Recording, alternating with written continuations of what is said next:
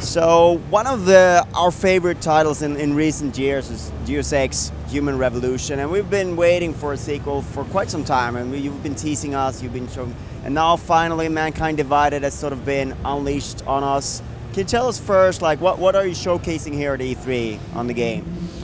Here it's the first time we're going to show you a real gameplay, not anymore a teaser or trailer. It's really the real thing.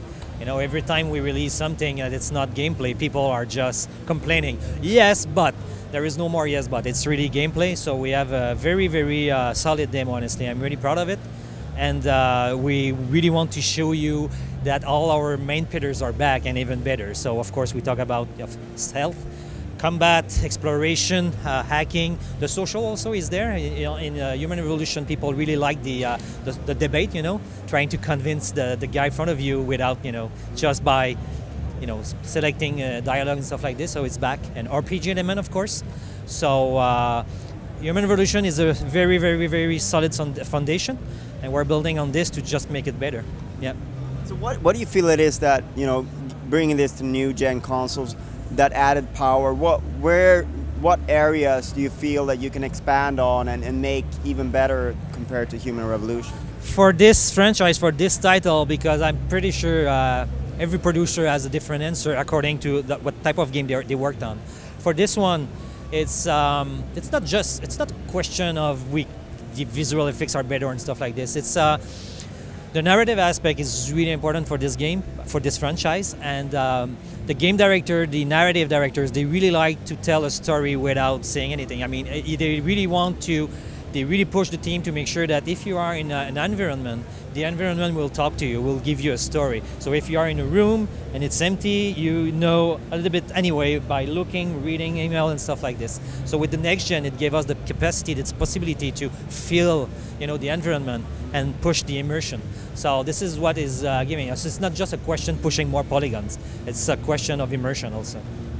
So perhaps you have more options to sort of convey those little things on the side. It's not just looking at a node and reading something or reading something off a screen. You have a little bit more options to do that with the new power. Yeah, and also the audio with the next gen, the audio is richer. All the barks, it's so important when you, I don't know, if let's say you enter in a combat situation, the barks are really important, making sure you understand where you are, giving you clue that they are going to flank you and stuff like this. So all this all together, again, it's really to build a credible universe, and making sure that you truly believe you are in 2029, truly believe that you are this guy, you know, so powerful.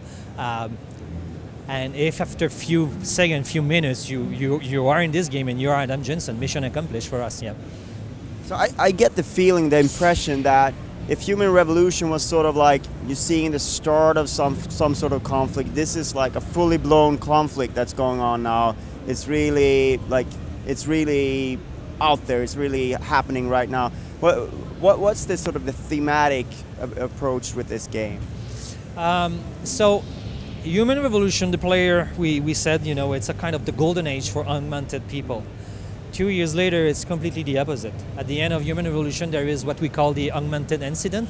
The augmented people, you know, the game going crazy and stuff like this. So now, 2 years later, augmented people, let's say the normal people, see them as they are afraid about this. They are different, and there is ghetto. We talk about segregation here, mechanical apartheid almost, you know. So that's the context.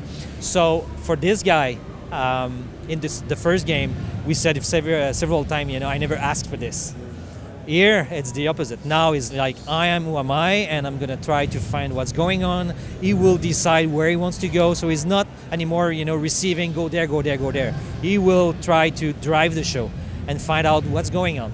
So here is, you are going to have an aspect of double agent here. So he's working for an anti-terrorist group but he's feeling that something weird is behind this, so he will try to find out. So that's why the double agent aspect is there.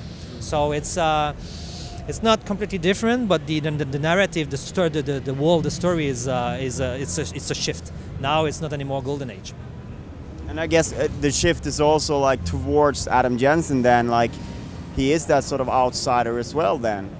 Exactly, and this game, it's interesting because Adam will have the feeling that, so he is not normal, so people look at him like he is an augmented guy. But now it's really a difficult period for augmented people, so they live in ghetto, and it's really tough for them. But Adam is strong, is shiny, so even with augmented people, he looks like a stranger.